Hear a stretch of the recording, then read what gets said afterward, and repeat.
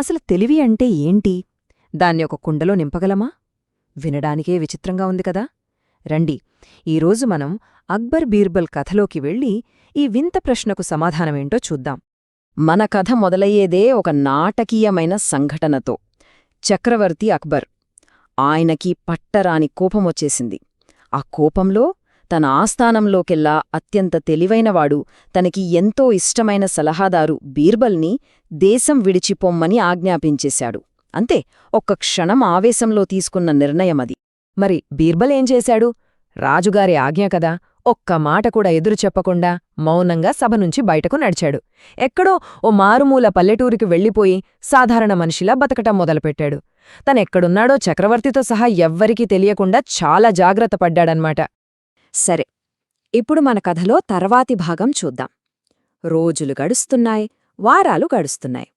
బీర్బల్ లేని లోటు అక్బర్ చక్రవర్తికి బాగా తెలుస్తోంది. ప్రతి విషయంలోనూ ఆయన సలహా గుర్తొస్తోంది. సరిగ్గా ఇలాంటి సమయంలోనే పక్క రాజ్యం నుంచి ఒక ఊహించని విచిత్రమైన సవాలు వచ్చిపడింది. ఆ పక్క రాజుగారేమడిగారో తెలుసా? దయచేసి ఒక్క కడివెడు తెలివిని వెంటనే పంపించండి అని సందేశం పంపారు.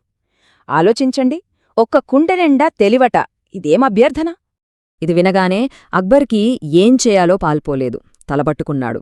అసలు కడివెడు తెలివి అంటే ఏంటి? దాన్ని ఎలా పంపాలి?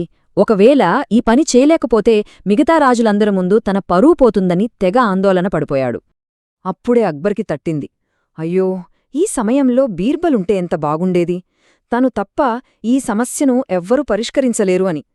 మరి బీర్బల్ని ఎలా వెతకాలి? తెలివైనవాణ్ణి పట్టుకోవాలంటే అంతే తెలివిగా ఆలోచించాలి కదా. అందుకే అక్బర్ కూడా ఒక సూపర్ ప్లాన్ వేశాడు.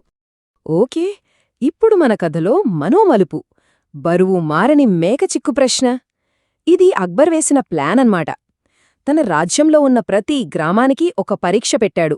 ఆ పరీక్ష ఎంత కఠినంగా ఉందంటే బీర్బల్లాంటివాడు తప్ప ఇంకెవరూ దానికి సమాధానం చెప్పలేరని అక్బర్కి గట్టి నమ్మకం. ఆ పరీక్ష ఏంటంటే, ప్రతి గ్రామ పెద్దకి ఒక మేకను ఇస్తారు. దాన్ని సరిగ్గా 1 రోజులపాటు చూసుకోవాలి. ఇక్కడే ఉంది అసలు చిక్కు. ఆ మేక బరువు అస్సలు పెరగకూడదు, అలాగని తగ్గనకూడదు. ఒకవేళ ఫెయిలైతే కఠినమైన శిక్ష తప్పదు. ఇంకేముంది, ఈ రూల్స్ వినగానే గ్రామ పెద్దలందరికీ వణుకు పుట్టింది. ఇది అసాధ్యం అని భయపడిపోయారు. అందరూ అలా నిరాశలో మునిగిపోయి ఉన్నప్పుడు బీర్బల్ ఉంటున్న గ్రామంలో అక్కడి పెద్దకూడా చాలా కంగారుపడ్డాడు. అప్పుడు బీర్బల్ నెమ్మదిగా ముందుకు వచ్చి, దీనికే ఇంత భయపడాలా?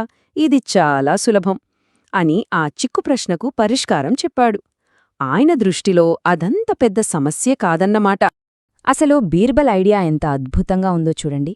మేకకి ప్రతిరోజూ కడుపునిండా తిండి పెట్టాలి. కాని ప్రతిరోజూ కొద్దిసేపు బోనులో ఉన్న ఒక పులికి ఎదురుగా దాన్ని కట్టేయాలి. ఆ పులిని చూసిన భయానికి మేక తిన్నది ఒంటికి పట్టదు. దాంతో దాని బరువు పెరగదు, తగ్గదు. ఆహారం, భయం, ఈ రెండింటినీ ఎంత తెలివిగా బ్యాలెన్స్ చేశాదు కదా. ఈ అద్భుతమైన పరిష్కారం గురించి వినగానే అక్బర్ చక్రవర్తికి వెంటనే అర్థమైపోయింది, ఇది ఖచ్చితంగా బీర్బల్ తెలివే, ఇంకెవరూ ఇంతలా ఆలోచించలేరు అనుకున్నాడు. ఇంక ఆలస్యం చేయలేదు. వెంటనే బీర్బల్ని సగౌరవంగా తిరిగి ఆస్థానానికి పిలిపించాడు. సరే, బీర్బల్ అయితే తిరిగి వచ్చేశాడు. ఇప్పుడు అతని ముందుంది అసలైన సవాలు, ఆ కడివేడు తెలివిని తయారుచేయడం. ఇప్పుడు రాజ్యం పరువంతా బీర్బల్ చేతుల్లోనే ఉంది. అయితే బీర్బల్ ఏమాత్రం కంగారుపడలేదు. ప్రశాంతంగా నవ్వి, మహారాజా, ఇది చాలా చిన్న పని, నాకు కొన్ని వారాల సమయమివ్వండి చాలు అని అడిగాడు.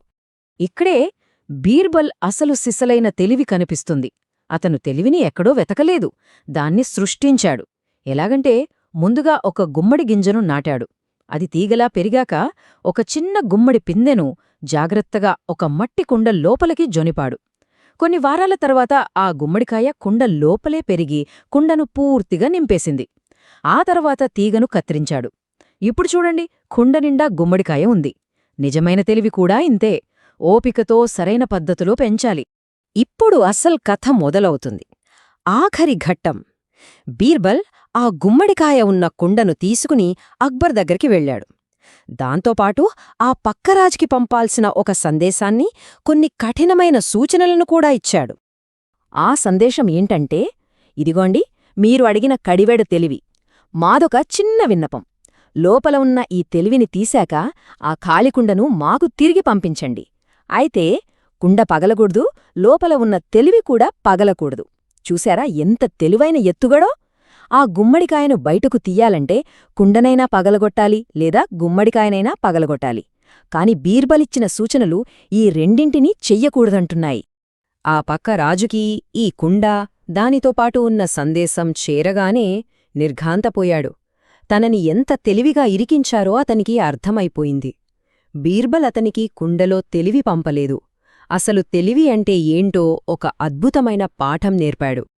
వెంటనే అతను తన ఓటమిని ఒప్పుకుంటూ అక్బర్ చక్రవర్తికి క్షమాపణ సందేశం పంపాడు. మీ ఆస్థానంలోని వారి తెలివితేటలను తక్కువ అంచనా వేసినందుకు నన్ను క్షమించండి అని చెప్పాడు. దాంతో అక్బర్ రాజ్యం పట్ల అతని గౌరవం రెట్టింపైంది. ఇక అక్బర్ ఆనందానికి అవధుల్లేవు. కేవలం సమస్య తీరిపోయిందని కాదు, బీర్బల్ తన అద్భుతమైన చాకచక్యంతో, ఆలోచనా విధానంతో రాజ్యం పరువునో ప్రతిష్టనో నిలబెట్టినందుకు ఆయన ఎంతో గర్వపడ్డాడు. ఈ కథ మనందరికీ ఒక విషయం నేర్పుతుంది. నిజమైన తెలివి అంటే మనకు తెలియని దాన్ని తెలుసుకోవడం మాత్రమే కాదు, ఒక సమస్యను ఎవరూ చూడని కొత్త కోణంలో చూడగలగడం. మరి మన రోజువారీ జీవితంలో ఎదురయ్యే సమస్యలను ఇలాంటి కొద్దిపాటి తెలివైన ఆలోచనతో పరిష్కరించుకోవచ్చేమో? ఒక్కసారి ఆలోచించండి.